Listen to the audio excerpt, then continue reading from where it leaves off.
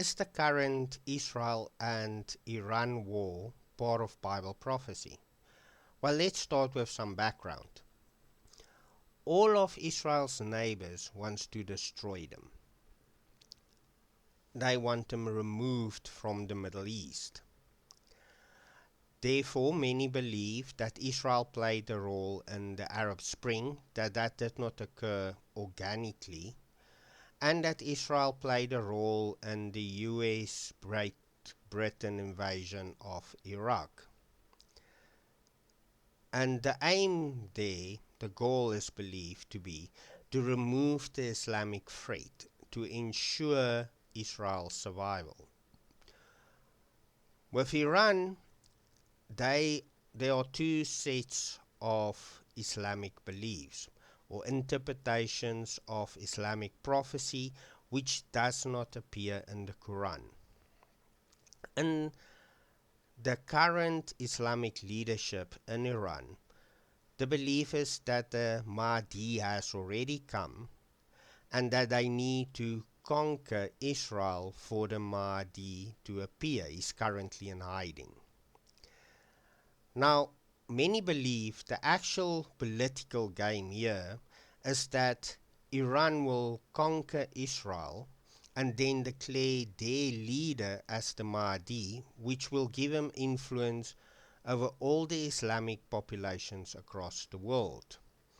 For example, if he says Europe must be destroyed, then you'll have long wolf Islamic people in Europe committing attacks in Europe in order to bring down the European countries.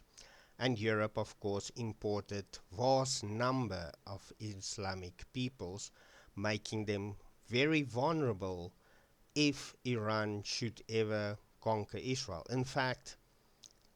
If in fact any Islamic nation conquers Israel.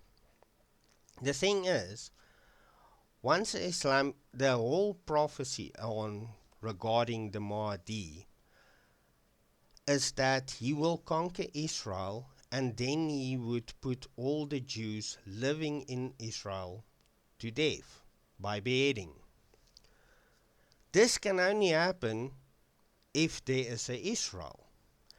And someone can only claim that they are the Mahdi if they conquered Israel and then execute all the Jews. So that's a little background. Now, on these two nations, things to consider.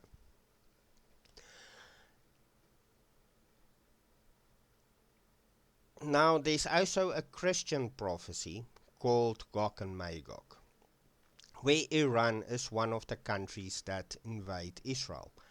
And many suspect that they do use a nuclear weapon, because it takes Israel 7 years to clean up after the war, and the bodies is not even buried in Israel. They bury it somewhere in southern Jordan. So it is possible that this could be the beginning of the Gog and Magog war. But there's also another prophecy found in Revelations, and this requires a nation from the north to invade and conquer Israel. Now, I suspect, I could be wrong, only time will tell, that this nation will be led by Turkey.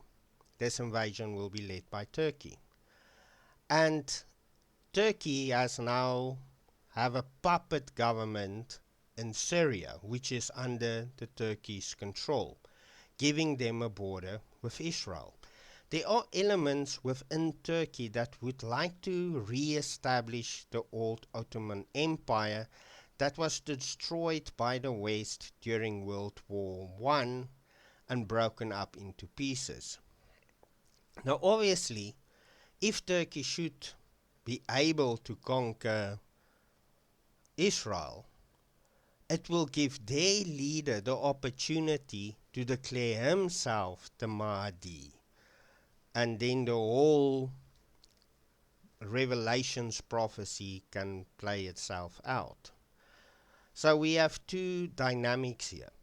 Which one will come first? The Gog and Magog war? Or will it be the Antichrist war or the beast system? Well, only time will tell. Is this the start of the Gog and Magog war? I don't know. We will have to see what happens. See, if this is the Gog and Magog war, it means Iran will have allies that will help them. Now, since World War II, the world has been divided into two sections. It has been a bipolar world since World War II. Although the West would like to claim now the bipolar war ended after the Soviet collapse, it never did. It was Western arrogance that made them think that it ended. Because it never did. And you have two sides here. On the one side, you have the West and its allies. And then you have the Eastern Bloc, which is currently Russia, China, North Korea, Iran, and leftist parties across the world. You see, the West made a mistake in believing that we only living in a single polar world because the US was much stronger than everybody else. But the reality is the bipolar world never ended. And that allowed the Eastern Bloc to infect the West. And this far left-leaning extremist is actually there to destroy the West. And they don't know it. They don't know that they are actually part of the plan of the Eastern Bloc to take over the whole world. And this all is because of Western arrogance. This is all I have for you today. Thank you for listening.